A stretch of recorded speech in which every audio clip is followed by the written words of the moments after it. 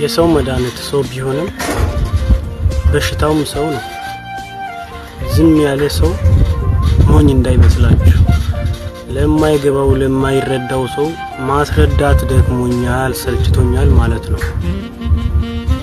ከፍ የምትሉበት ጊዜ ሲደርስ ትፈተናላችሁ፣ ታዝናላችሁ፣ ታለቅሳላችሁ፣ ታነባላችሁ።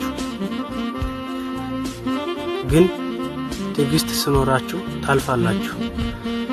ሊነጋ ስል እንደሚጨልም ሊያልፍ ስልም ያለፋል። ግን እስኪያልፍ ያለፋል።